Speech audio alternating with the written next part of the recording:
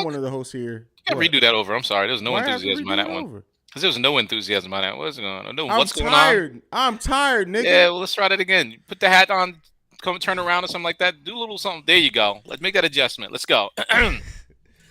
Thank you for tuning in to another episode of The Breaks Radio. I'm one of your hosts here, CEO Hayes. I'm joined by the great one himself, Baylor the Great's in the building. What's going on, brother? Yay.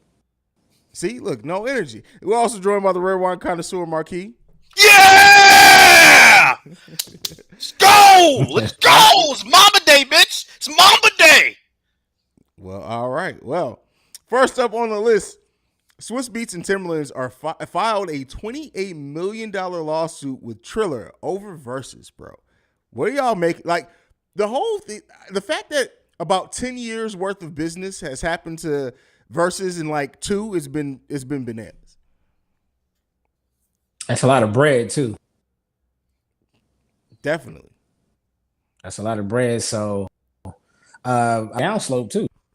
So they might as well get that bread while they on their way out. Yeah, I thought that, and even in this, it said that they were originally supposed to take an ownership stake in Triller after selling Versus there. Apparently, maybe that did not happen to the degree that it was supposed to. Marquis, I'm going to pivot to you on this one, man. You are the stock market broker here. You play the stock market a lot. What do you feel about like this, how this whole thing with Versus and Triller has worked out? I think I ain't surprised. Let's be real. This just happened faster than it normally would have happened. You know what I mean? Mm-hmm. That's it. This is exactly how we get fucked. Somebody need to read the fine print, whatever. Yeah, look, I'm not surprised. Again, it just so happened to happen a lot faster. I think Triller does realize the value of the Versus is diminished, and they're like, fuck it, let's just take a loss or whatever. So they're doing exactly what they want to do. Yeah, according to this, they defaulted after 2 payments. They made 2 of the scheduled payments that they were supposed to make. Go ahead, Baylor. I'll say that's another piece of hip hop that's trying to be taken away from us again. Yeah. I mean, remember that conversation we had about them joining? When they sold it, we had this conversation. Mm-hmm. Yeah. This is ugly, bro. And it sucks that it had to come to this. Like, that's why I said it at the beginning of this. Like, the whole Versus scenario, this is usually what happens about 10 years of a black-owned business. It happened in 2. And that's bananas. Like, really, like, the ups, the downs, the ebbs, the flows, the burnout, the now suing, it's crazy. But doesn't it speak to our time now? How fast hip-hop artists come out and they go away? And how fast shows come out and go away. Like, before you had longevity. Now, your 15 minutes is no longer 15 minutes. You have a 3-6 second Marquise, caption. Yo. What did what did we talk about the other night? What did I call the new rappers of today? What did I call the new? What'd you call them? Oh my God. Just what the fuck did you call them? Add water. Just add what? Yeah. Go ahead. No. Your stage. Yeah. It's just add water entertainment. Like, I ain't gonna say we. I'm talking about as far as the masses. We don't even sit.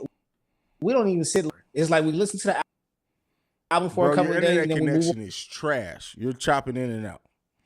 Dang. Not again. Let me see if I can change something. I'll be back. Do that. But while we're on that subject, I know, and I hope when Baylor gets back, we can talk about this. This goes to that, and I hope we cover this. That effing Mecca. The whole fact that the robot rapper that got signed by Capitol and they did a little research. Yeah. You see what I'm saying? Yeah. Think about how our culture is being sold. So, so let Baylor jump back in, but I kind of want to lead into that when we finish this because that kind of ties into what we're talking about. I mean, the effing Mecca shit is, to me, it was going to go the way that it was always going to go. But I get what you're saying with that. Go ahead, Baylor. Are you talking about the online cat? Yeah. Start with your point. Go there because you're about to make a really important point. About water. Yeah. No, I mean, I'm saying like nowadays it's really the 15 minutes of fame type of thing. It's literally 15 minutes, and then now they trying to cut corners with signing what online. The AI based virtual rapper. So and that's them saving money. Let me tell you how fucked up the game is. So they have technology to pick up a song before it goes viral. So no longer do artists sign artists for long records. They sign that one song, get the license for that one song, get the contracts for you, and basically fuck you that way. If you try to seek an entertainment lawyer, the problem with that is they work for the industry now because they know they're going to give those lawyers the business, and that's why the lawyers are representing the companies because they're a lot more lucrative than representing the artists. Artists like Doja Cat, they give exactly what they want, but they're still in the red. You can fly anybody you want, you can go on tour, spend as much money you want, but you're committed to this many deals and this much music because you're hot, and this is what we got to get. We got to recoup from you. It's pimping before, but it's worse now.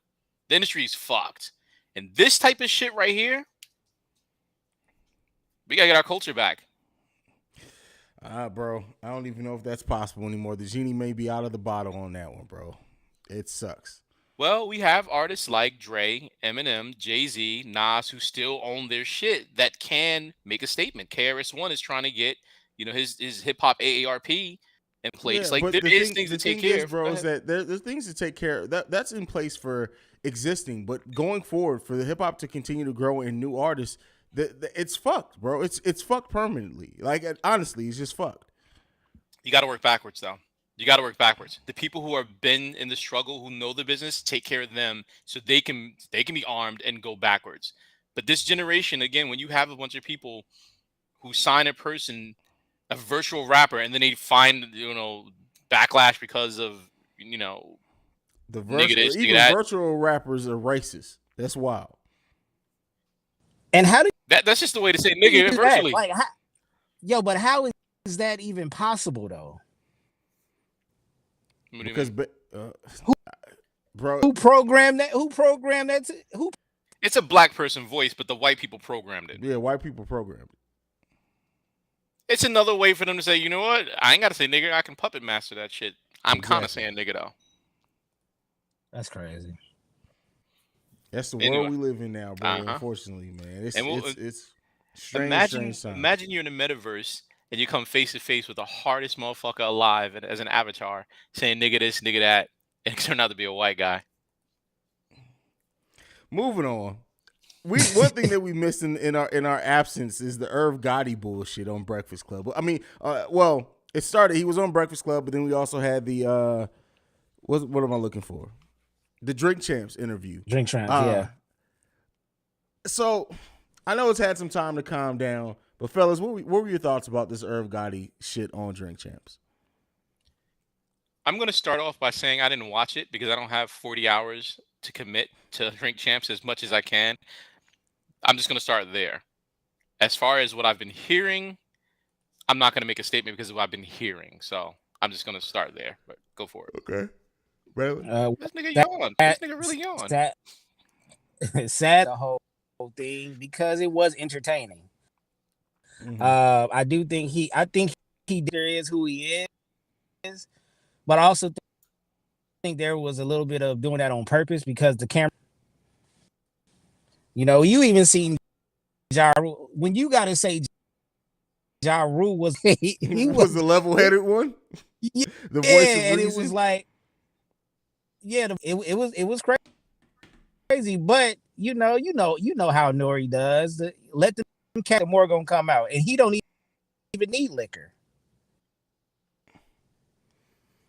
It went to a place where and then my biggest thing is people saying that they were surprised at the fact that Ashanti and Irv Gotti were fucking. I thought that was public knowledge. I thought that was common knowledge that they were fucking. The amount of people that like, dog, was y'all really following anything? We all knew that. Just like the whole Tevin Campbell. And by the way, we're joined by the First Lady, Miss Mary Almonte, is in the building. What's going on, Mary? I don't know. Ashanti was the first lady of Murder Inc. I don't know if we want to be using that terminology now. Well, the thing is there's not going to be any secret fucking that comes out here 10 years from now. So don't worry about it. We good. We covered. Yeah. Yeah, but Mary, since you're in there, how did you feel about the Irv Gotti Drink Champs interview? Do you feel like he said a little bit too much? Were you aware? I'm sure you were aware that Irv Gotti and I honestly like people's acting surprised by it. I was more shocked by that. I'm like, where the hell y'all? Like to Baylor's point, where the hell were y'all at? We all Yeah. knew. So I think everyone kind of knew that. I mean, I remember there were rumors about her and Ja Rule also, who was also very married at the time.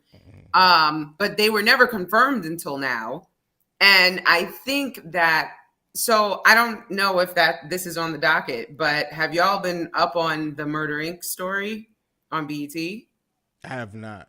Okay. No, I know you can't repeat it on Drink Champs. Right. So I think he did all that on Drink Champs to promote the Murder Inc. story, where he gets very much into that and other things. So, you know, there's definitely something in it for him to do that. And Ashanti refused to be a part of the Murder Inc. story. So that's another kind of interesting, you know. I mean, here's my thing. I think it's messed up. I mean, you can tell that Irv is kind of a vindictive person based on this Murder Inc. story documentary. And I think he definitely feels a way about her re-recording her music so that she could get the masters, because that's taking money out of his pocket, basically. And I think he's doing all this kind of as a result of that. But I don't think it's cool. Again, I'm a woman, so maybe I'm seeing this from the woman's perspective. But it's like, not for nothing, if that was like unconfirmed or a secret all these years, it's kind of trite to just expose her now. Like, so. He's salty. That's all it is. Sure. Yeah. He is. For sure. Yeah, it's a bad situation. It wasn't a good look at all. It sucks that it came out the way that it did and turned into what it turned into. Haven't checked out the Murder Inc. story yet. I'm sure I'll get to it at some point. But let's go ahead and move on. Diddy recently made a statement saying that R&B is dead. And he has an album coming out. Yeah. Do you guys believe that R&B is dead? Do you feel that like our true R&B, old school R&B, the soulful R&B, the one that made you want to call your ex back up and work it out, is that R&B dead? That shit I think I been made dead. this comment before. It's a zombie. Yeah. But the nigga who released a band called Dream and R&B shouldn't be saying shit. The problem is he's late.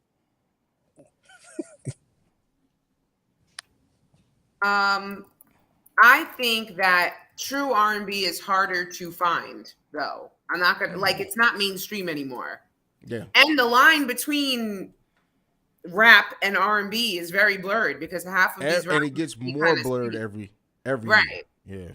So yeah, I do kind of agree a little bit.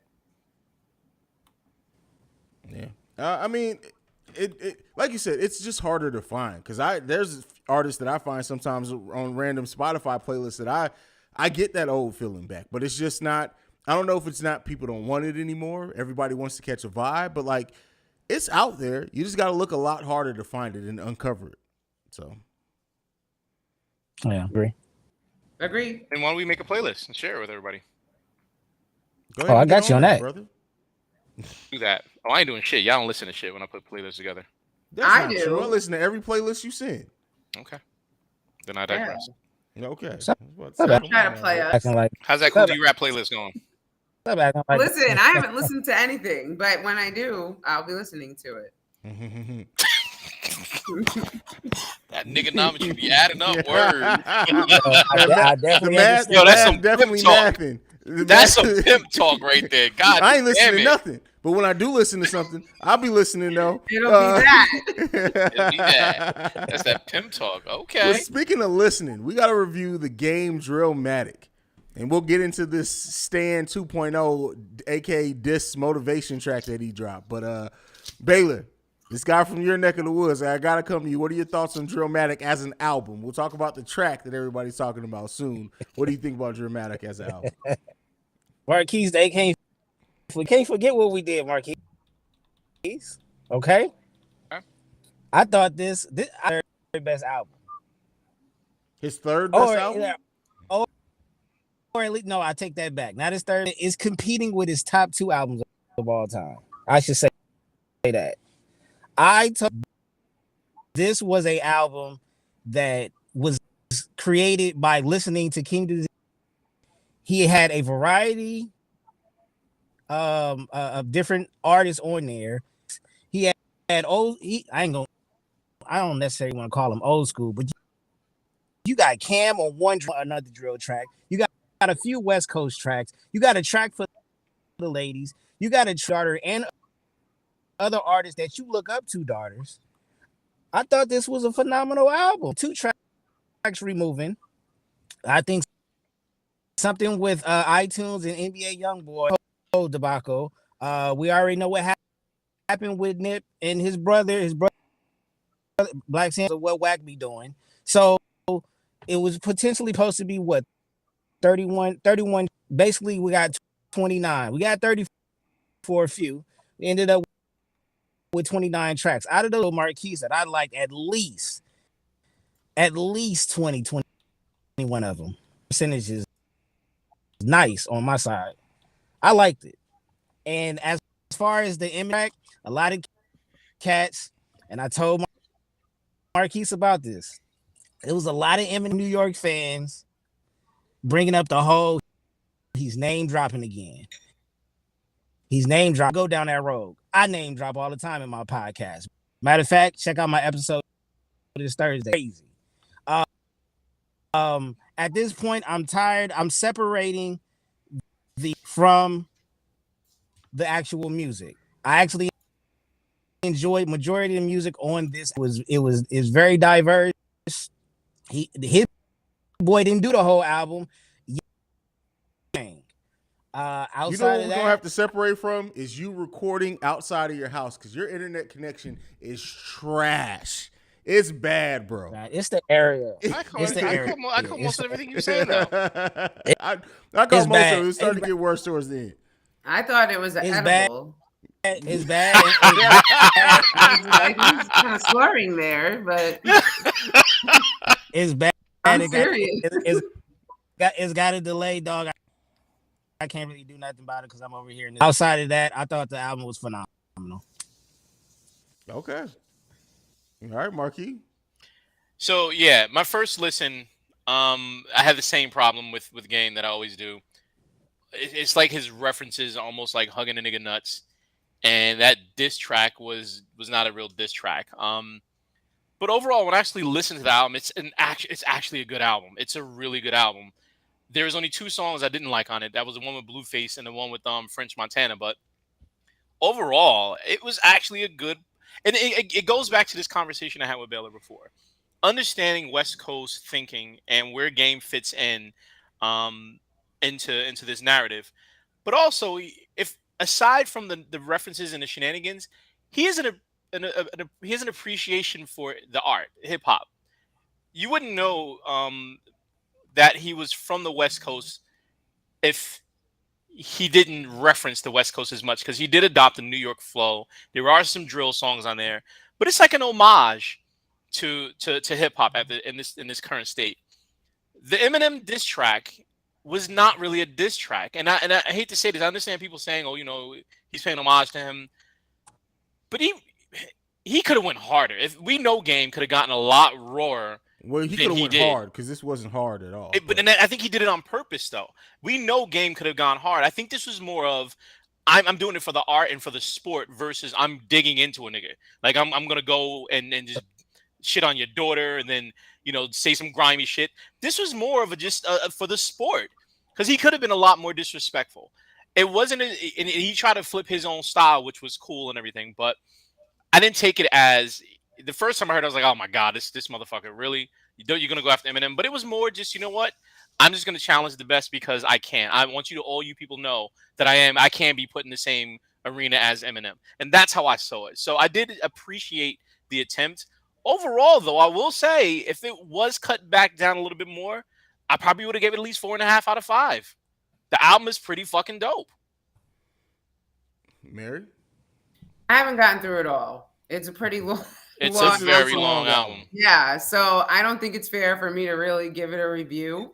But what I heard was so the issue, as what we see with a lot of albums now that go this many tracks, is that this album could have been, to Marquis and Baylor's point, a 4 to 4.5 star album for me if there was a little bit more restraint and focus shown on the album. This album's overall a good album. Let me be clear. It's not a bad album at all. I would not listen to anybody trying to say that this is a bad album. A little, like I said, a little unfocused at times, but Game always delivers a solid album. Solid to I don't think that there's one Game album that I felt was bad. There's some that I felt were. I found a few of them, but go ahead. Yeah, I mean, so it's a solid album. It's an album that Game is a very talented rapper.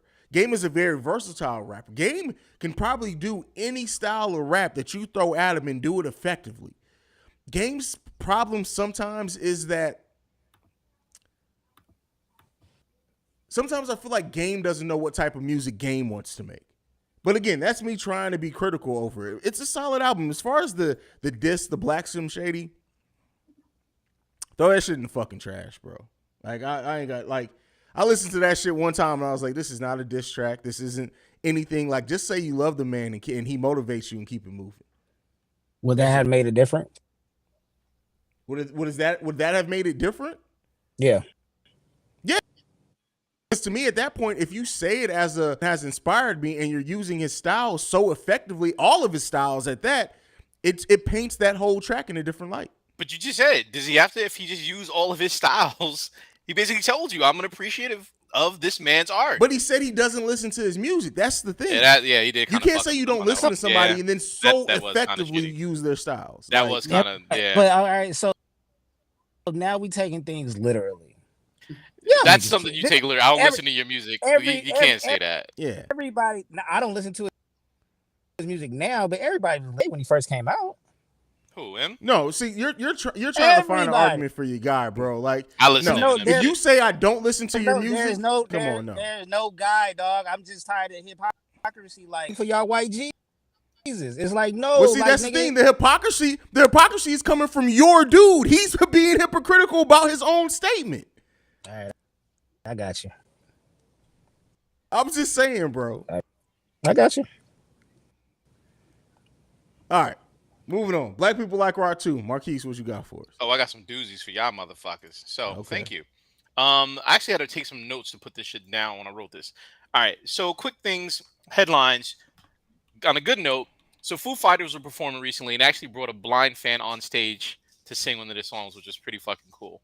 Shout out to Dave Grohl. It's one of those artists that you never hear anything bad about. What do you want, Kobe? Chill out.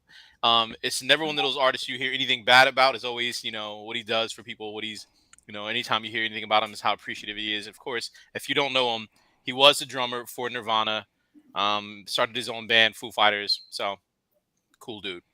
Went to see a Red Hot Chili Peppers concert, and it was funny because an interesting article came out, and Mary sent this to me. Why isn't the Red Hot Chili Peppers canceled? So, comes up that Anthony Kiedis admitted in his book that he slept with a 14-year-old and nothing, never canceled, right? That's, hey, I guess it is what it is, right? Speaking of, anyway, they got another album coming out next month. Apparently, their last album did suck, like I told you all. But they have a new album coming out, and this one is going to be produced by, oh my God, what's his name?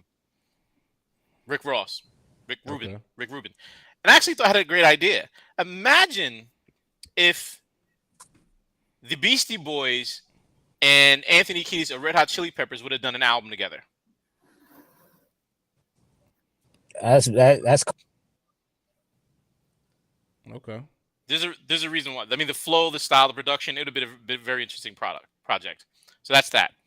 The rumors are Marilyn Manson's next album is going to be produced by Kanye. Thoughts? What? We talked about that already, I thought. Not on here. We did, bro. The last episode we had, you brought that up. Yeah. Oh, when was that? We did. Yeah. That was like 3 weeks ago, but yeah. Woo! So we got new releases coming out. Yeah. Muse has an album coming out next on Friday. Slipknot is coming out. Again, like I told you, Red Hot Chili Peppers is coming out. John Legend, even though it's not rock, is coming out. And rumors are Busta Rhymes might be coming out soon, too.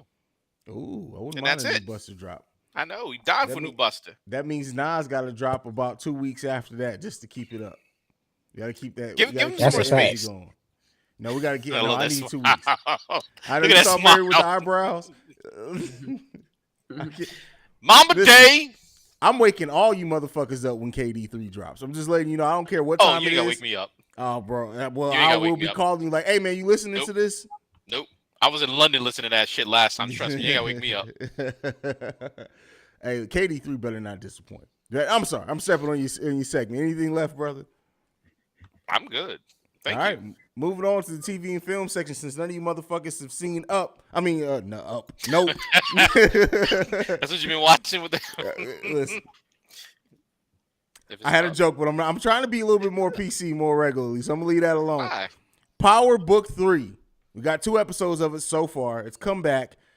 Mary, you know we always come to you first in TV and film section. What are your thoughts on Raising Kanan season 2, episodes 1 and 2 so far? I'm kind of waiting for it to begin. I mean, I just feel like, and listen, I feel like it kind of started slow for the first season too, and then it picked up. So I'm, maybe this is like the cadence of these writers, but I do feel like them kind of just. It feels like we didn't go on the journey with Kanan, right? Like it's like it ended with them rating the projects and like all this anticipation and suspense. And then all of a sudden it's beginning again with his mom picking him up like, all right, you can come back now. Like, so I think that, and I mean, I'm sure there were a lot of reasons for that or whatever, but I do feel like in a way it's feeling like we have a gap, right? Like, and I think they did a good job trying to fill in the blanks, like making him assimilate back into the life, but I don't know. I think he should have still been down there for a minute, maybe getting into some trouble there. I don't know, but because it just feels a little unrealistic. Like, all right, he just came back and like, it doesn't feel like time passed, put it that way. I agree with that. And then like the other uncle, I'm forgetting his name now, but dude from Snowfall, not Lulu, the other one. I always forget the other one's name. Right. I don't know. High top. Whatever. I feel like is it Marvin or Marlon? Okay, then maybe it's Lulu. Whatever it is, the one who was in the fire. It's like that's Lulu. Yeah, okay, he miraculously has no injuries, no scars, no nothing. Nothing. It's like we just come back and he's good out here and getting played by homegirl, which we knew was happening, but I don't know. So and then I have to say, for it to now be like the early 90s legit, I'm waiting for the soundtrack to kick in. Like there should be an assortment of very good Queens, New York artists to choose from and Wu-Tang at this point in time in the show. So yeah, I'm waiting. I guess that's my summary. All right, cool. Baylor?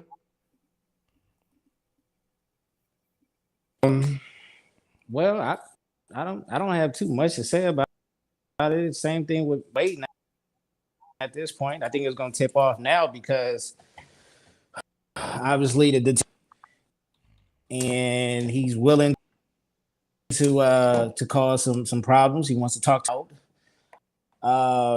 what you call it, was released from jail. His whole crew got stolen. It's about to be one of those let the bodies hit the floor type of thing.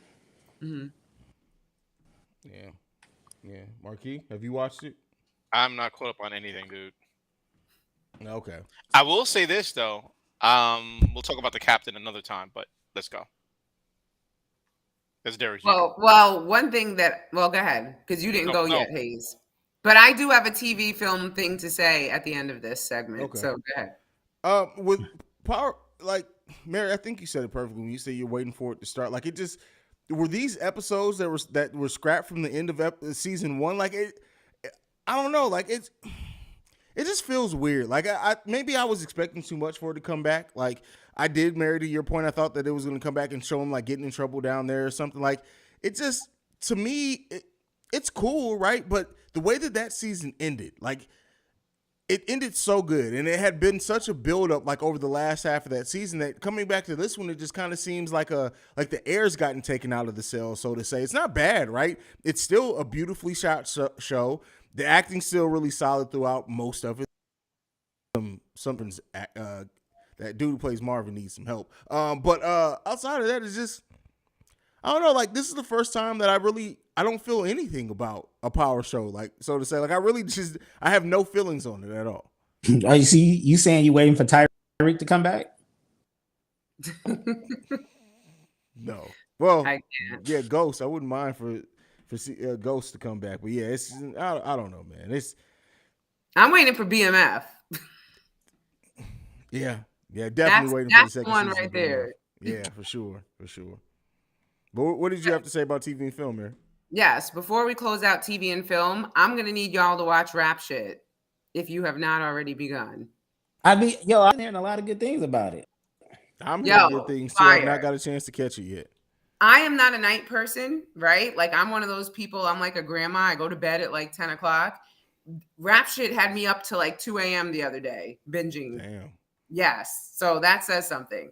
And that's Issa Rae's new show too, right? Yes, yeah, and Issa's mark is all over it. You could tell that it's even in the rhymes. It's like very Issa. I feel like it's very City Girl inspired, but I feel like they denied that, even though City Girls are very much in heavy rotation. I mean, there's a lot of cameos from people from Insecure, so that's really cute. Yeah, it's dope. It's fire. So we must review that. And which which platform is it on again? HBO Max. Yeah, which I am subscribed to, so that's not an issue at all. Like, I've been hearing really good things about it. I remember when the trailer dropped, and I think we were all kind of just iffy on it, but I've been hearing really almost anybody who's brought up that show to me is like ecstatic over it. So yeah, it's great. Yep. Yep. Another one is The Offer. That's on Paramount. I have seen that. Isn't that fire? Yes. It's great. Like, great.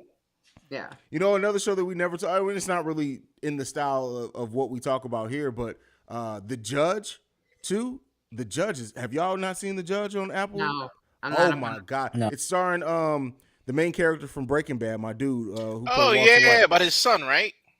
Listen, the first episode, I was like, by the end of the second episode, it's like, oh no, I can't stop watching. It's amazing.